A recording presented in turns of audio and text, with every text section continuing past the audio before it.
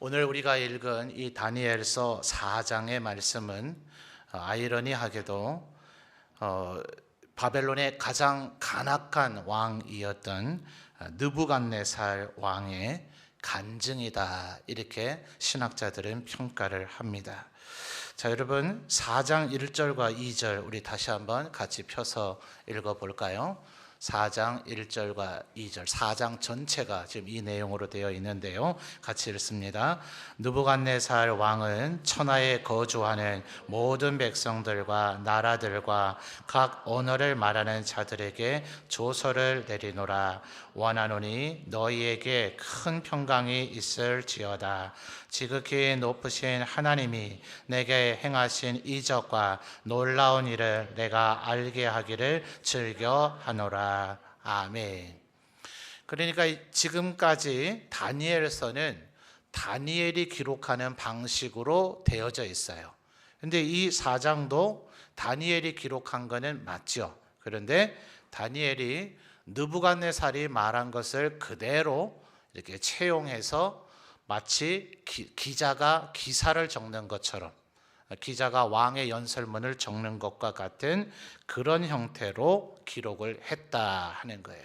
그래서 지금 2절부터 이어지는 말씀을 보면 다니엘이 얘기하는 게 아니라 느부갓네살이 직접 말하는 그런 어투로 되어 있어요. 4절 보십시오. 4절에 보시면 나 느부갓네살이 내 집에 편히 있으며 내 궁에서 평강할 때에 한 꿈을 꾸고 그로 말미암아 두려워하였으니, 이렇게 느부갓네살이 자기 얘기를 하는 겁니다. 자, 무슨 얘기인가? 느부갓네살 왕이 다시 한번 꿈을 꿨어요. 예전에 꿨던 꿈과는 다르죠. 이번에 꾼 꿈은 거대한 한 나무를 보았는데 이 나무가 얼마나 큰지 지구 전체를 뒤덮을 만한 큰 나무였어요.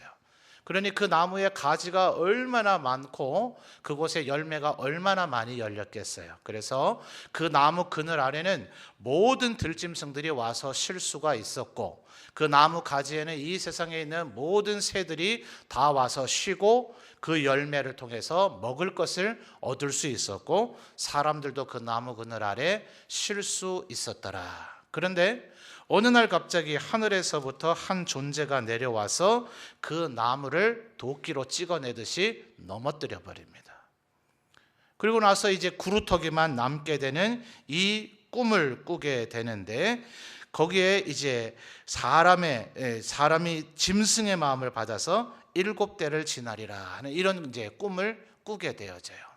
그래서 이 꿈의 내용이 뭔가, 그래서 다시 한번 다니엘이 나타나서 그 꿈을 해석을 해 주는데, 이 나무는 결국은 누구를 얘기하는가? 바로 느부갓네살 왕 당신을 이야기하는 것이다 라는 얘기를 하는 겁니다. 자, 24절부터 보죠. 다니엘이 와서 느부갓네살 왕에게 그 해석을 해줘요. 자, 24절부터 26절까지 우리 다시 한번 같이 읽겠습니다. 왕이여, 그 해석은 이러하니이다. 곧 지극히 높으신 이가 명령하신 것이 내 주 왕에게 미칠 것이라. 왕이 사람에게서 쫓겨나며 들짐승과 함께 살며 소처럼 풀을 먹으며 하늘 이슬에 젖을 것이요 이와 같이 7대를 지낼 것이라. 그때에 지극히 높으신 이가 사람의 나라를 다스리시며 자기의 뜻대로 그것을 누구에게든지 주시는 줄을 아시리이다. 또 그들이 그 나무 뿌리에 구루터기를 남겨두라 하였은즉 하나님이 다스리시는 줄을 왕이 깨달은 후에야 왕의 나라가 견고하리이다. 아멘. 자, 사람은 자기의 마음속에 품고 생각하는 것을 꿈을 꾸도록 되어져 있어요. 그래서 느부갓네살이 왜 이런 꿈을 꿨는가? 자기 스스로 야, 나 정말 대단하지 않나? 이렇게 생각을 한 거예요. 왜냐하니 느부갓네살 왕이 대단한 제국을 만들었거든요. 여러분, 전 세계에 7가지의 불가사의한 이런 것이 있어요.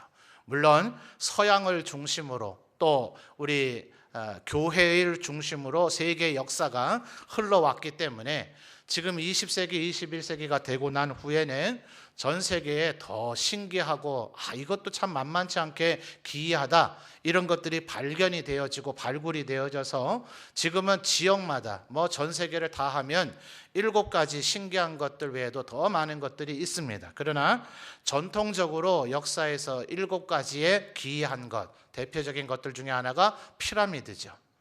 이집트에 있는 그 모래가 많은 그 지역에 어디서 그런 돌들을 구했는가?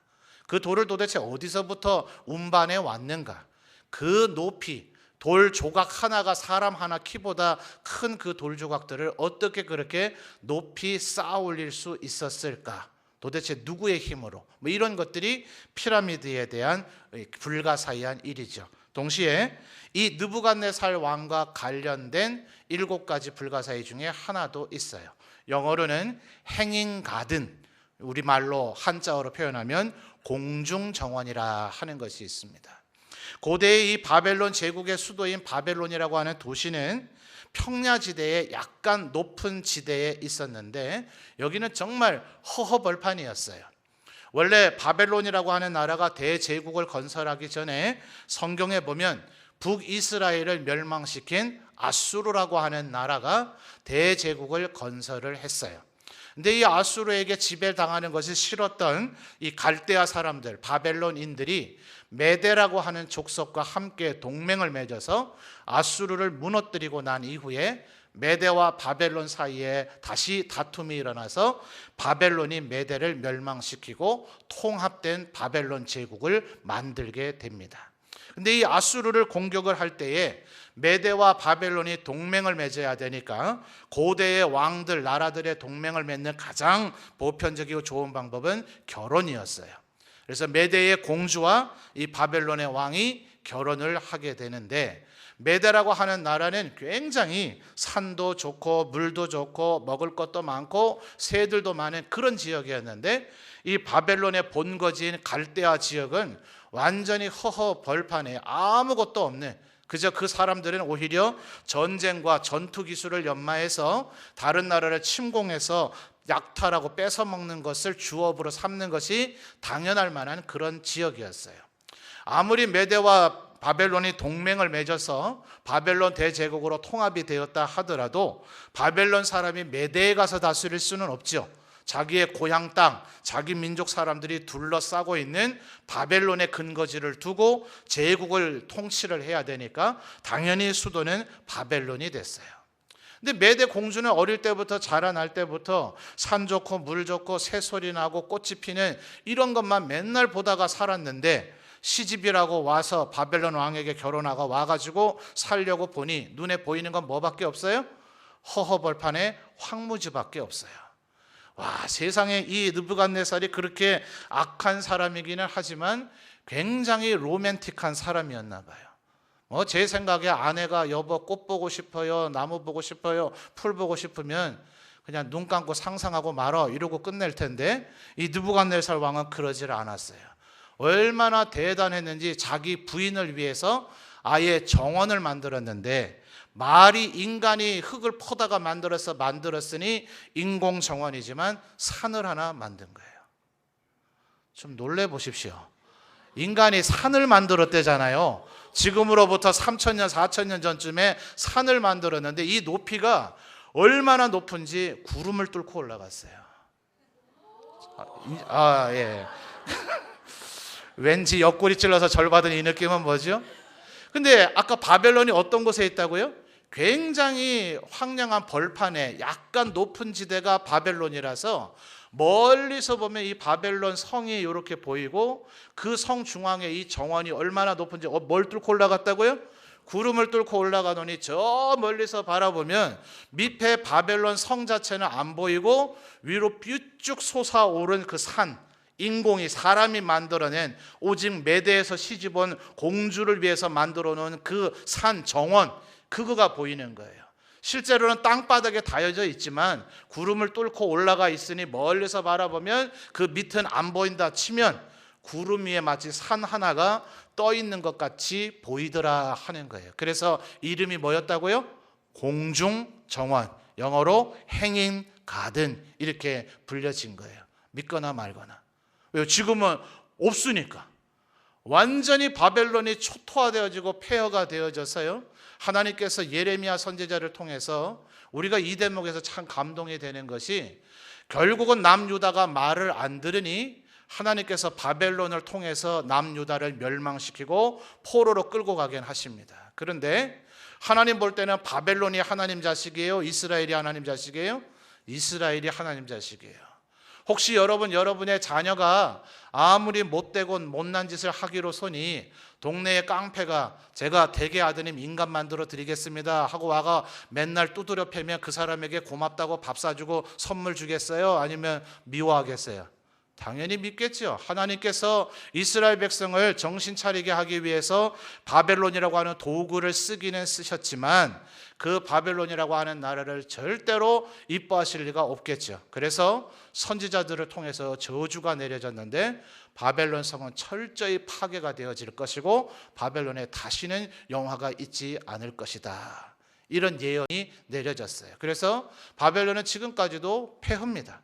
말 그대로 폐허가 되어 있어서 이 공중정화는 역사에 느부갓네살이 그런 걸 만들었대더라 하는 기록만 있지 지금은 찾아볼 길이 없어요. 여러분, 더 놀라운 얘기는 이 바벨론 이후에 세계를 다시 통합한 제국을 만든 사람이 누구예요?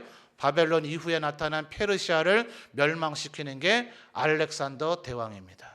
근데 이 알렉산더 대왕이 책을 조금 더 열심히 읽어서 하나님께서 선지자들을 통해서 내리신 이 저주를 좀 읽어봤으면 좋았을 텐데, 이 사람이 33세에 갑자기 열병으로 인도를 정발하려다가 하루아침에 죽습니다. 그냥 일반 세속사에서는 열병으로 죽었다라고 얘기만 합니다. 그런데 하나님을 믿는 우리들은 놓칠 수 없는 얘기가 하나 있어요. 느부갓네살이 왜 갑자기 그 건장하던 그 사람이 언제나 전투에서 선봉에 쓰던 그 다윗왕과 버금가는 용맹스러운 그 알렉산더 대왕이 왜 하루아침에 열병을 앓다가 갑자기 33살 젊은 나이에 죽게 되었는가? 그리스 마게도냐에서 출발한 이 대왕이 동양의 이 아수르, 바벨론, 페르시아 이 지역을 다 정복하고 나서 통합된 제국의 수도를 바벨론으로 정하려고 했습니다. 그래서 그 바벨론을 다시 재건하고 거기에서 제국을 통치하리라 라는 계획을 세웠을 때 하나님 어떻게 하셨다고요? 알렉산더 대왕도 하루아침에 데리고 가셨더라 하는 거예요. 역사에 대해서 관심 있는 친구들은 한번 유심히 찾아보세요. 알렉산더 대왕이 죽기 직전에 그가 무슨 계획을 세웠는지. 하나님의 뜻에 거스리면 하나님께서 알렉산더를 통해 쓰다가 하루아침에 버리시는 거예요. 자, 어쨌든 이 느부갓네살 왕이 지금 여러분이 놀랄 만큼 그런 대단한 정원을 만들었으니 좀 대단하지 않아요? 실제로 이 바벨론이라고 하는 성을 고고학자들이 발굴을 했는데 그 성벽의 두께가 최근에 배너가 새로 만들어졌다 그러네요. 새로 만들어져서 이제 곧 상영을 하는 모양인데, 배너에 보면 4마리의 말이 끄는 전차의 경기가 나오죠. 성벽 위에 그 말 4마리가 끄는 전차가 달릴 수 있었대요. 여러분, 가끔 유원지 같은 데 가서 한번 보세요. 우리나라의 성들, 한양의 성, 수원에 있는 화성, 뭐 경주의 고성, 이런 데들 가보세요. 지금 생각해보면 옛날에 막 장군들이 그 성벽을 뛰어넘었다 그러면 우와, 슈퍼맨인가 봐 이랬는데 성벽 가보니 어때요? 야, 나도 조금 열심히 무술 연습하면 나도 뛰어넘을 수 있겠다. 성벽이 보니 대단히 낮은 데도 있고 어설픈 데도 있고, 이게 무슨 성벽이야, 동네 뭐 그냥 마을이야, 이런 정도의 그런 것들도 있어요. 그런데 바벨론은 그랬어요, 안 그랬어요? 안 그랬어요. 높이가, 바벨론의 성벽의 높이가 약 30m였대요. 지금 완전히 고층 아파트 아니에요?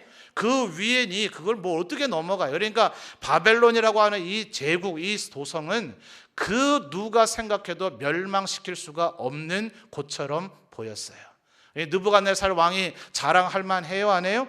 자랑할 만하죠. 그러니까 바벨론 느부갓네살 왕이 늘 마음속으로 내가 온 세상을 다스린다.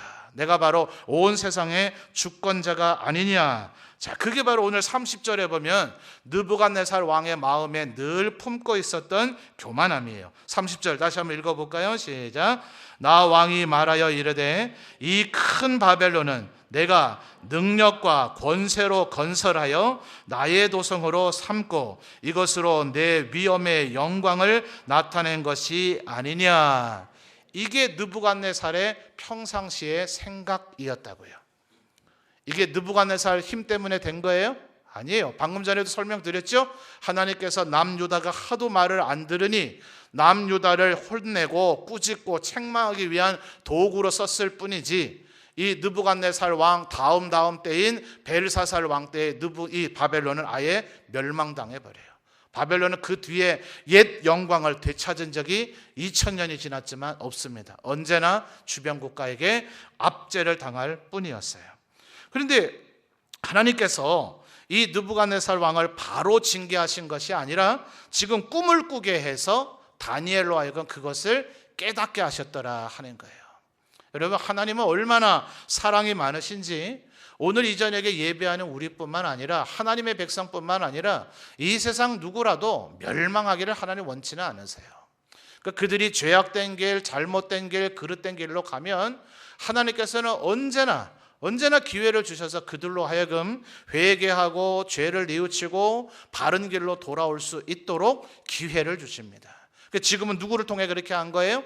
꿈을 꾸고 그 꿈의 해석을 통해서 다니엘 선지자를 통해서 느부갓네살 왕이 바른 길로 올 수 있도록 하나님께서 기회를 주신 겁니다. 그래서 27절, 오늘 우리가 읽은 첫 구절이죠. 27절에 다니엘이 아까 24절부터 26절까지 이미 우리가 꿈의 해석을 읽었습니다만 27절의 마지막, 이것은 다니엘의 추가적인 권고입니다. 이건 꿈의 해석 내용이 아니라 당신의 꾼 꿈의 의미가 이런 거니까 당신이 그렇게 되기를 원치 않는다면 이러셔야 됩니다 라고 하는 얘기예요. 27절 다시 한번 읽어볼까요?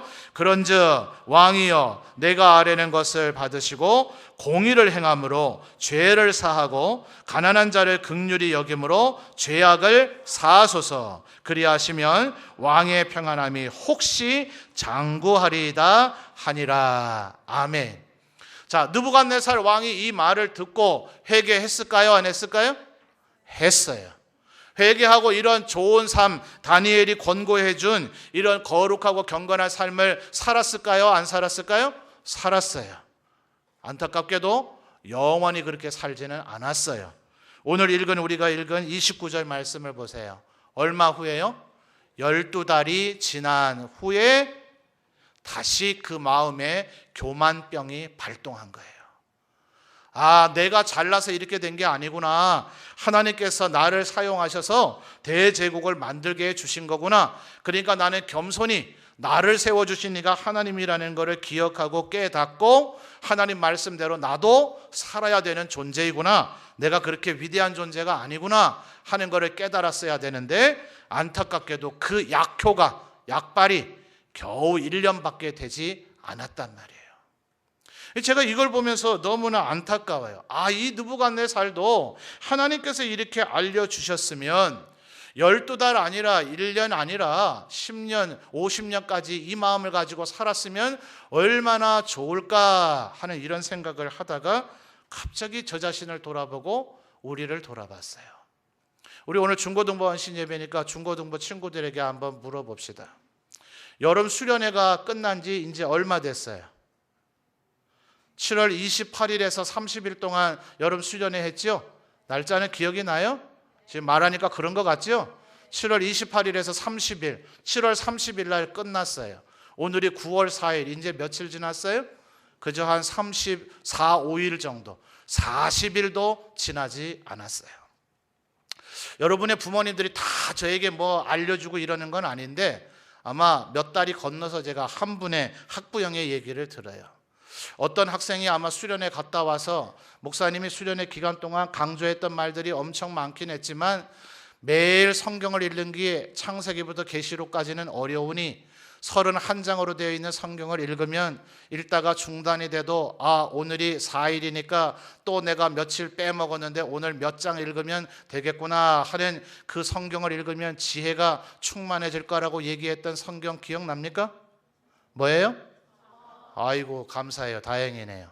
대답 못하면 내가 얼마나 비참할까 그런 생각을 했는데 그 학생의 학부형이 저에게 몇 달이 건너서 전달되어지는 얘기가 그 전에는 그렇게 성경을 읽으라고 해도 안 읽던 이 아이가 어느 날부터인가 갑자기 수련회 갔다 와서 잠언을 읽고 있더래요. 지금도 읽고 있을려나 모르겠어요. 우리 친구들은 읽고 있어요? 저는 이게 여러분에게 오늘 이 저녁 말씀드리고 싶습니다. 수련회 동안 아마 은혜를 받은 친구들 분명히 있을 거예요. 또 이 자리에 계신 함께 예배하는 우리 성도님들도 마찬가지입니다. 우리가 은혜를 받은 때가 분명히 있었을 거예요.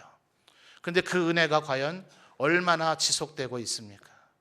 저는 이 느부갓네살을 보면서 아이고 이 한심한 사람아, 하나님께서 그렇게 알려주셨으면 꼴랑 그래 12달이 뭐냐, 1년이 뭐냐, 3년, 5년, 7년, 10년은 그래도 갔었어야지. 하나님께서 알려주신 말씀대로 그걸 붙들고 그렇게 살았었어야지. 그런데 하나님께서 개성이 너는 어떤데? 너는 내가 너에게 알려주고 강조했던 그 말을 과연 1년이라도 붙들고 있느냐?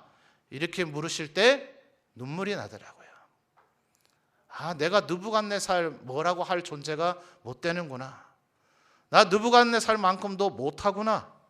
하나님께서 내게 알려주셨던 그 말씀 12달 동안 기억하고 그걸 붙드는 것조차도 쉬운 일이 아니구나.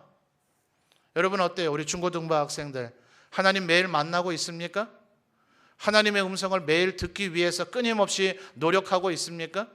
생생한 느낌으로 하나님의 음성이 나에게 들려질 때까지 여러분이 아무리 공부를 잘하고 여러분의 인생에 대한 계획을 철두철미하게 세우고 그것을 이루기 위한 노력을 열심히 경주한다 하더라도 하나님의 음성을 듣고 하나님의 말씀을 분별할 수 있는 것을 하지 못한다면 우리의 인생이 한순간에 허망하게 될 수 있다는 것을 제가 이번 수련회 가장 강조했던 핵심 주제였는데 여러분 하나님의 음성을 듣고 있습니까?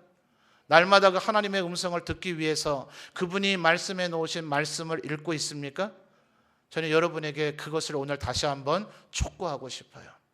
여름 수련회가 지난 지 이제 거의 한 40여일 정도가 돼가고 있는 이때쯤인데 혹시 그때의 결심이 벌써 이미 옛일이 되어져 버린 친구가 있다면 오늘 이 저녁에 다시 한번 결심하고 다짐하면서 하나님의 음성을 듣기 위해서 노력하는 여러분 되셨으면 좋겠습니다. 우리 성도들도 마찬가지입니다. 하나님께서 여러분에게 주셨던 말씀 최소한 우리 12달이라도 기억한다면 여러분 신년 감사 예배를 드릴 때 우리 성도들도 한번 기억을 되듬어 보십시오. 여러분 신년 감사 예배를 드리며 제출하셨던 기도 제목 어딘가에 메모는 하고 계십니까? 헌금 봉투에 적어서 내고 제출하고 마셨으니 혹시 집에는 없으신 거 아닙니까? 우리 중직자분들에게는 제출한 모든 성도들의 기도 제목을 타이핑해서 코팅까지 해서 나눠드렸는데 그분들 위해서 기도를 해주고 계십니까? 그리고 우리가 생각을 해보면 하나님 앞에 우리가 세웠던 결심, 다짐들이 12달, 1년조차도 지속한다는 것이 그다지 쉽지 않은 일이라는 걸 알 수가 있을 겁니다. 진정한 헌신이 뭐예요? 하나님 앞에 다짐한 것 이루는 것이 진정한 헌신인 줄 믿습니다. 그래서 우리 중고등부 학생들도 하나님 앞에 다짐한 것 여러분 날마다 말씀 읽으시는 여러분 되시기를 바라요. 단 5분이라도 목사님 그래서 얘기를 했죠. 정말 그렇게 정말이에요. 정말 그렇게 기도할 시간이 없으면 어디 걸터 앉은 시간이라도 기도하라고요? 화장실에 가서 응가하는 건 누구라도 안 할 도리가 없을 테니 그래서 더럽다는 생각이 들면 그때 따라했던 것처럼 따라해 볼까요? 그래라도 안 하는 것보다 낫다. 혹시 우리 어르신들 그렇게라도 안 하는 분들이 있을 때 모르니까 우리 어르신들 다 듣도록 한번 말씀드려 봅시다. 다시 한번 그렇게라도 안 하는 것보다 낫다. 어때요? 기도하고 있었어요? 도저히 기도할 시간이 없거들랑 신발을 신고 또 문고리를 열고 방을 나가기 전에 뭐 하라고요? 기도하라고요. 하나님 앞에 여러 가지 기도의 제목들이 많이 있겠지만 그걸 줄이고 한 문장으로 압축하면 하나님께서 우리를 불쌍히 여기시는 것은 단순히 그저 우리에게 연민의 정만 갖고 계시는 것이 아니고 우리에게 구제하고자 하는 그런 마음만 갖고 계신 것이 아니라 우리를 향한 아버지의 사랑의 마음으로 우리를 축복하려고 하는 마음으로 그 모든 마음을 하나님으로부터 이끌어내는 것, 하나님이 우리를 그렇게 여기시는 것. 주님, 나를 뭐 어떻게 여겨달라고요? 아이고, 우리 친구들 다 기억하고 있네요. 정말 기도할 시간이 없거든요. 다시 한번 따라 하십시다. 하나님, 나를 긍휼히 여겨 주옵소서. 이 긍휼이라고 하는 두 글자는 하나님께서 우리를 불쌍히 여기고 우리를 연민의 정을 갖는 그것을 넘어선 우리를 향한 하나님의 모든 좋은 뜻들이 다 포함이 되어져 있는 거예요. 그래서 날마다 말씀을 읽고 하루의 삶을 하나님 앞에서 되돌이켜보고 한 문장이라도 하나님 나를 긍휼히 여겨주옵소서라고 기도할 때 하나님께서 이미 여러분에게 너무나 많이 얘기하고 계셨지만 문제는 우리 사람들이 그것을 듣는 귀가 둔감해져서 엘리 제사장과 같이 듣지를 못해서 하나님은 여전히 우레소리와 같이 얘기하실 때도 있고 엘리야가 로뎀나무 아래에서 하나님의 음성을 듣기를 했을 때 어땠다고요? 바람을 가르는 돌소리 가운데서도 있지 아니하고 불소리 가운데도 있지 아니하고 제일 마지막 어떤 소리였더라? 세미한 소리 가운데 하나님의 음성이 들리더라. 하나님 앞에 늘 말씀을 읽고 기도하고 하루의 삶을 묵상하는 사람이 너 그렇게 하면 안 된다, 너 이렇게 해야 된다, 너 이런 길로 가야 된다는 나를 향한 매일같이 들려주시는 하나님의 음성이 있단 말이에요. 하나님이 우리에게 말씀을 안 하시는 것이 아니고 침묵하시는 것이 아니라 우리가 들을 준비가 안 돼 있고 들을 훈련이 안 돼 있고 하나님의 음성이 들려지는데도 분별을 못하기 때문에 다메섹 도상에서 이 바울 사도만 하나님을 만난 것이 아니라 모든 사람들에게 그것이 임할 수 있었지만 다른 이들에게는 들려졌다고요? 안 들려졌다고요? 들려지지 않았다고요. 바울 사도에게만 예수 그리스도의 음성이 들려지더라 하는 거예요. 그러니 뭐가 필요하다는 말이에요? 영적인 민감함이 있어야만 날마다 하나님의 음성을 듣고자 하는 마음이 있어야 내가 이 공부를 왜 해야 되는지, 친구 관계는 어떻게 해야 되는지, 부모님의 말씀을 들어야 되는지 말아야 되는지, 또 내가 앞으로 무슨 계획을 세웠으면 성실하게 뭘 해야 되는지 하나님께서 여러분에게 알려주실 거다 하는 거예요. 기억나요? 기억나죠?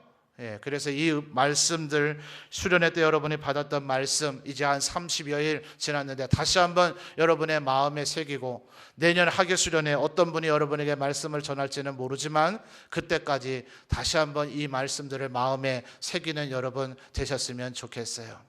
저는 살아오다가 보니 앞에 예배드리는 가운데는 우리 어르신들도 많이 계십니다만 목회자 생활을 한 지 이제 한 20년 돼가는 것 같아요.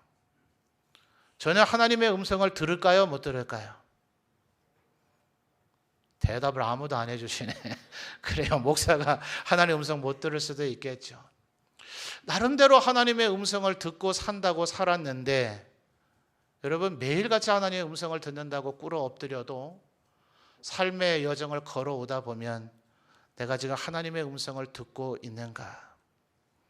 내가 지금 걸어가고 있는 이 길이 과연 맞는가? 하나님 앞에 진지하게 물어야 될 때가 있습니다. 우리 청소년 여러분 날마다 하나님 앞에 이 질문을 던지는 여러분 되었으면 좋겠어요. 저는 오늘 저녁에도 그렇게 할 생각인데 집에 들어가면 방에 들어가서 이어폰을 꽂고 찬양을 듣습니다. 여러분 아마 익숙해 할 거예요. 찬양의 열기 모두 끝나면 주 앞에 나와 예배드리네. 그죠? 우리의 모든 하루 종일에 우리가 드려졌던 그 예배, 뭐 어떤 예배는 굉장히 뜨겁게 열광적으로 드려진 예배도 있고 또 우리 중고등학생들도 이런저런 순서들 맡아서 하다 보면 다른 사람의 예배를 드리는 데에 봉사하고 돕고 섬기는 역할을 했을지는 모르지만 정말 그 예배 가운데서 내가 하나님의 음성을 들었는가? 하나님이 나에게 뭐라고 얘기를 하셨는가를 과연 느낄 수 있는가? 오히려 여러분에게 설교를 하고 말씀을 전하고 예배를 인도하는 목사는 주일 하루 종일을 보내고 나면 더 공허하고 허무할 때가 많아요. 오늘 하나님은 과연 나에게 뭐라고 말씀하셨던 건가? 내 입으로 하나님의 말씀을 대변한다고 수많은 얘기를 많이 얘기는 했지만 나에게 하신 하나님의 말씀을 들었는가? 그래서 정말 조용히 제 방에서 혼자 하나님의 음성을 들어보고자 몸부림칠 때가 많습니다. 우리 청소년들 학교 다니고 학원 다니고 부모님 집에 와도 조금 여유 부리려 하면 하필이면 공부할 때는 보도 않던 부모님들이 꼭 5분 쉬려 하면 그때 공부 안 하나 이러죠. 그 소리를 들어서 억울함이 있다 할지라도 밤에 꼭 5분 10분이라도 시간을 내서 조용히 하나님의 음성을 한번 들어보면 좋겠어요. 눈을 감고 마음을 정돈하고 하나님께서 오늘을 보내온 나에게 뭐라고 얘기하시는가, 친구들과의 관계 속에서 나에게 뭐라 얘기하시는가, 선생님과의 관계 속에서 나에게 뭐라 얘기하시는가, 내가 수업에 얼마나 성실히 임했는가에 대해서 하나님 나에게 뭐라 하시는가, 내 인생 앞으로 어떻게 해야 될까, 나의 부족한 부분들을 어떻게 메꿔 나가야 될까, 날마다 얘기하시는 하나님의 음성을 듣는 여러분 되었으면 좋겠습니다. 언제까지요? 12달은 넘겨야 되겠죠? 언제까지요? 한번 따라 합시다. 주님 다시 만날 때까지. 주님을 우리가 만날 때까지. 그래서 바울 사도가 고린도전서 13장에서 뭐라 그래요? 지금은 우리가 거울을 보는 것 같이 희미하나. 여러분 수은 발려있는 거울 생각하면 안 돼요. 저기 있는 피아노 한번 쳐다봐요. 피아노 보니까 대충 여러분의 얼굴이 비쳐요, 안 비쳐요? 고대의 거울은 저랬어요. 뭔가 윤곽이 보이기는 보이지만 선명하게 보이진 않아요. 고대의 거울은 사람의 얼굴을 비추는 용도라기보다는 오히려 주술적인 어떤 종교적인 의미를 담고 있는 것이 거울이었어요. 사람의 얼굴을 비친다는 것은 신적인 능력이라고 여겼기 때문에 그래요. 그래서 바울 사도가 얘기하는 거울은 저런 고대의 청동으로 만든 동경 같은 것들을 이야기하는 겁니다. 그러니까 지금은 흐릿해요. 지금은 흐릿해서 눈도 감고 마음을 정돈하고 묵상을 하면서 하나님의 음성을 들어야 되겠지만 언젠가 우리가 하나님 앞에 서게 되는 날 그분의 생생한 음성을 듣게 될 날이 올 겁니다.